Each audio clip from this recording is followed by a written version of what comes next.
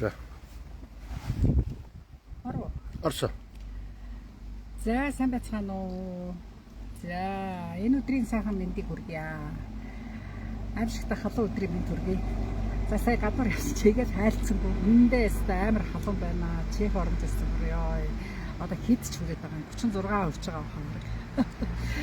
Тэгээд одоо ямар ч хэлсэн таад тэгээд лайв хийхтэйгэл байна. За тэгээ энэ удаагийн сэдвээр таад юу анхааруулах гэж байна гэхлээр бид хэдэд одоо Чехэд ирээд эренгүүтээ одоо санхүүгийнхаа байдлыг аягүй цэгцтэй байлгах тухай хэдүүлээ дахин ярих шаардлагатай байна. Ерөөсөө эренгүүтээ та хэд маань нэг банкны асуудал орчих юм. За тэгэл дансанда мөнгө үлдээхгүй хуу хамчих юм. За тэгэл эренгүүтээ бие биенээсээ мөнгө зээлээд эхлэх юм.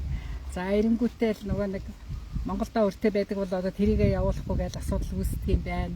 За тэгээд банкны зээл рүү бүгдээрээ гүйснээрээ ерөөсөө өөрсдөө шууд хард авс руу оруулах одоо ийм эрсдэлд оруулаад байна. За тэгэхээр би их чинь таацтай юу зөвлөх гээд байна гэхээр ерөнхийдөө орлого зарлагаа одоо гэр бүлийн одоо хинэн байдгийн сайн мөнгөө чанга барих нь одоо орлого зарлагаа таад маань аюул сайн цэгцтэй байлгаач. Тэгэхгүй бол Чехийн одоо мөнгө санхүүгийн хууль аюул чанга. За чанга нь ямар утгатай юм гэхэлэр яг үнэндээ бол одоо банкнаас зээл аваад сүүлдээ бид хэд чинь нөгөө нэг хяналт алдагдаад маш их өрөнд ороод ирэхлээрээ одоо бакуураар зарлахаас одоо өөр ямар ч аргагүй болтгоо. За нэг банкад төлж чадхаа байгаад за тэгэхээр хувь хүнээс банкад төлж чадхаа байгаад ирэхлээрээ хувь хүнээс үр хийгээд эхэлдэг. За тэгээд өөр хувь хүнд ч өртөө, засагт ч өртөө, Монголд ч өртөө одоо нэг ийм хэцүү байдалд та хэд маань орохгүй байхын тулд анхнаасаа айгүй мөнгөө сайн цэгцтэй байлгаж зарлагаа сайн танаж орлогоо нэмэгдүүлэх тал дээр одоо илүү тарих оюунаа ажиллуулсан илүү зүйтэй юм болов уу гэж ингэж харагдаад байгаа. За өнөөдрийн оператороор манай өвгөн ажиллаж байгаа. Болдгоо бороо өвгөн гэдэг. Одоо бүр наранд бүр илүү амар харуулсан. Бүр боруулж байгаа. Тийм учраас зэрэг өнөөдөр харуулахгүй цагаар суугаад харуулна. За тэгэхээр хандаа баярлалаа. За биш тэгж байгаа. За тэгсэн чинь за дампуурд гэж юу гэдэг ингээд хүмүүс аягүй асуудаг байхгүй. Чехэд нэг юм хууль өгдөө. Яг хоёр ч одоо санхүүгийн байгууллагаас үр зээлэнд орчих юм бол дампуур зарлах буюу одоо особны банкрот гэж хэлдэг ч Чехээр бол тий. Тэгээд нөгөө шүүхийн шийдвэр гүйцэтгэлээс хамгаалсан одоо тийм хууль хэрэгждэг нэг. Монголд бол тийм хууль бол байхгүй билээ би бас судалж үзсэн. Чехэд бол яхахгүй энэ хууль хэрэгждэг. Тэгээд эдгээр чинь бол яг нэг 5 жилийн хугацаанд таны өрийг 70% төлөв. Та төлж чадахгүй бол та мөнгө төгрөгөө цэгцэлж чадахгүй бол бид нар чиний төрөвчийг янз бүр зэгцэж өгье гэж улс одоо хөндлөгөөс оролцож эхэлдэг гэсэн үг. Эдгээр нэг бодлын яг хүн амынхаа байдлыг те ерөнхийдөө айгүй давхарлахгүй тулд одоо гудамжинд гарах хүмүүсээ хамгаалах ч юм уу те. Тэгээд нэгэнд одоо хүнд байдалд орсон хүмүүсээ бол улс одоо хамгаалтандаа нэгэсний авчин гэсэн үг шүү дээ. Тэгвэл шүүхийн шийдвэр гүйцэтгэл гэдэг ийм алба байдаг. За тэр нь бол Чехэд бол экзекуцэ гэж хэлдэг. За Европ бүх орнд тэр бол байдаг. Тэгээд тэр албанд шилжчихлээр одоо хувь хүн ерөөсөө маш хэцүү хүнд байдалд орчихлоо. Цалингийн хуу хамдаг, гэр орноорны жумын хураадаг, битүү өмжилдэг.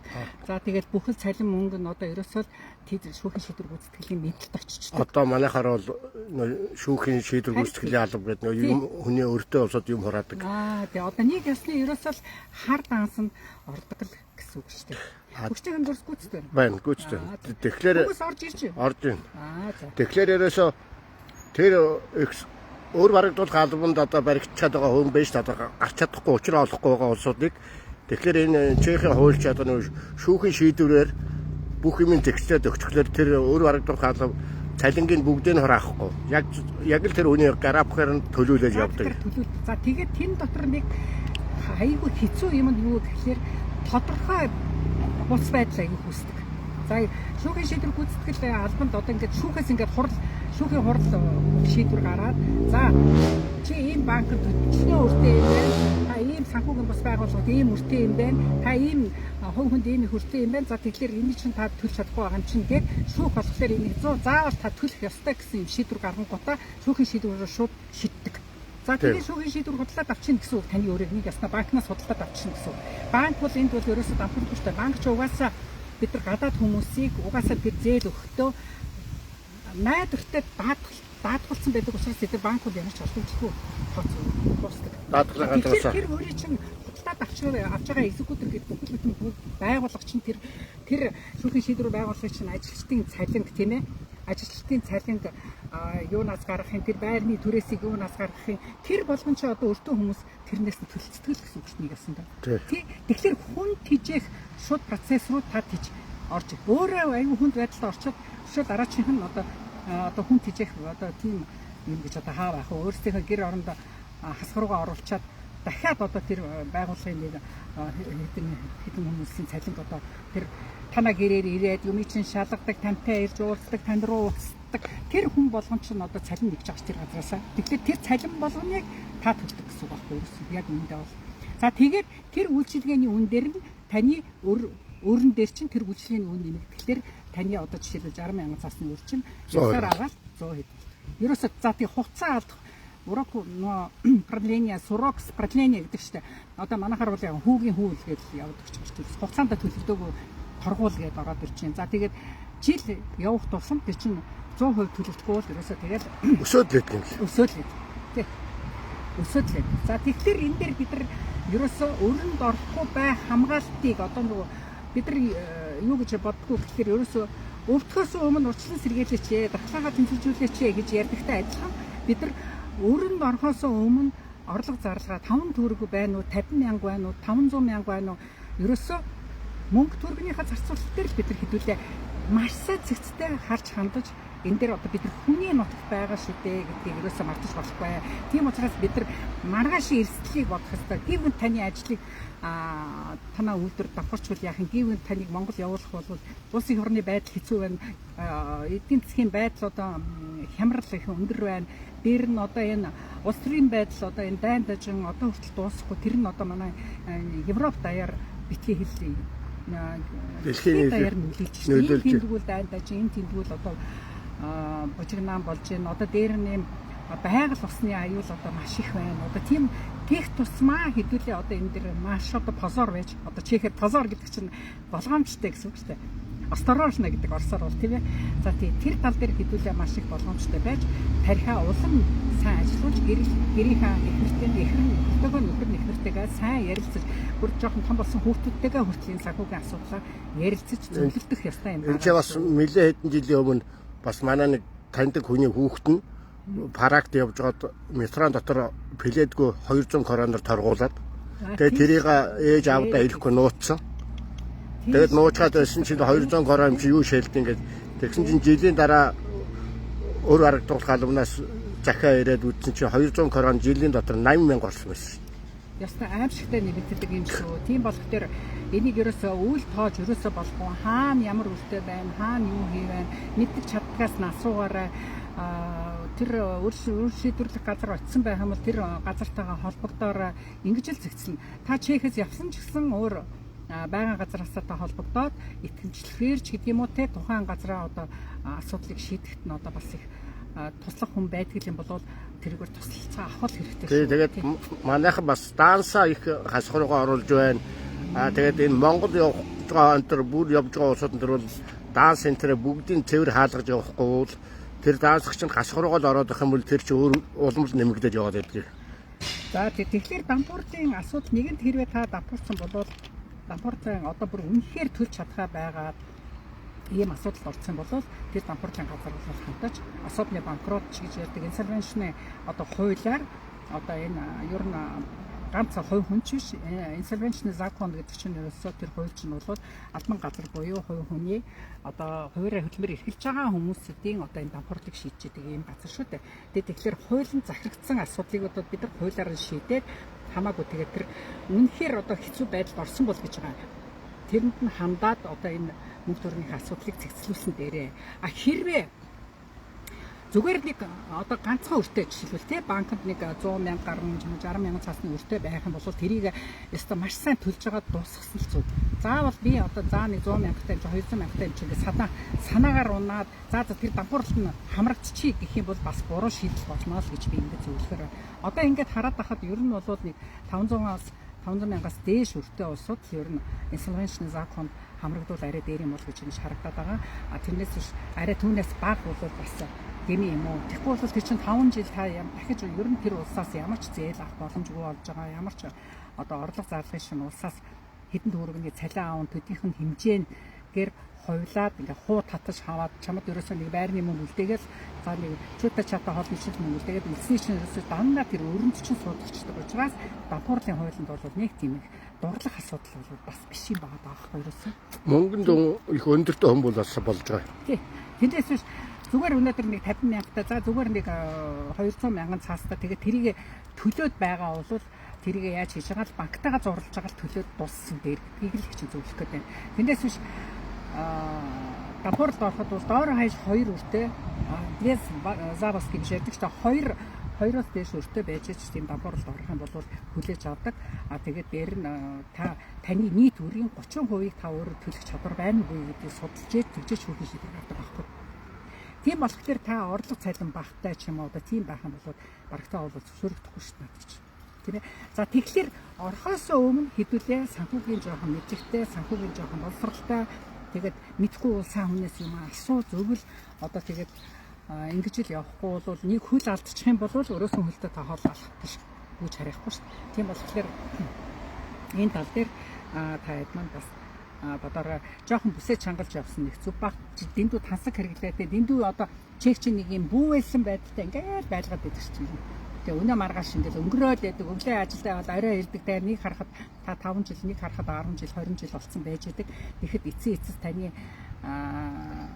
дансандаа хоригдлол хадгаламж үүсгэж чадсан уу гэхэд бас эргэлзээтэй ийм байдалтай хэдүүлээ бас баймаггүй шүү дээ. Анх яг чехэд ямар зорилготой ирсэн тэр зорилгоо бол хэдүүлээ омөртлгүйгээр алхам тутам тэрийг бодоод тэр хан дээрээ бичдэг юм уу яа гэж. За би 5 жилийн дараа тийм байртай болно.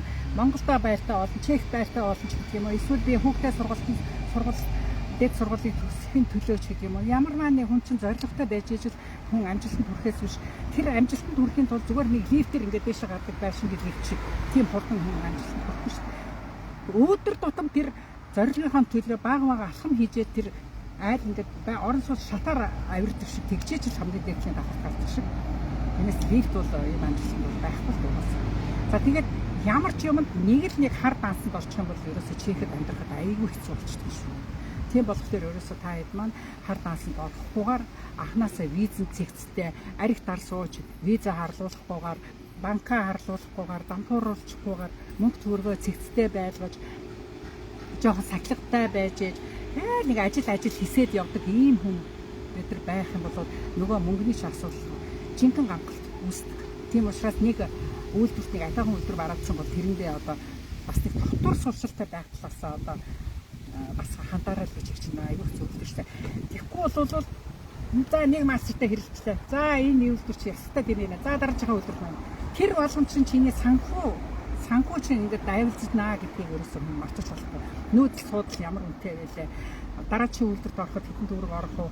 За дараачийн орчуулагчийн мөнгө. За ингээд ерөөсөө тэгэхээр одоо юмны үн амар их болцсон үед одоо тийм уймарсан сэтгэлгээ заа юу. Уймарсан хүмүүс ерөөсөө амжилтанд хүрдэг юм байлээ. Ер нь хүн тууштай байгаа хүн л багаар урагшилдаг болохоос ш. Уймараа хүн чинь буцаал эргэж хуучин байдалтай л очиод идэх байхгүй ерөөсөө. Тий.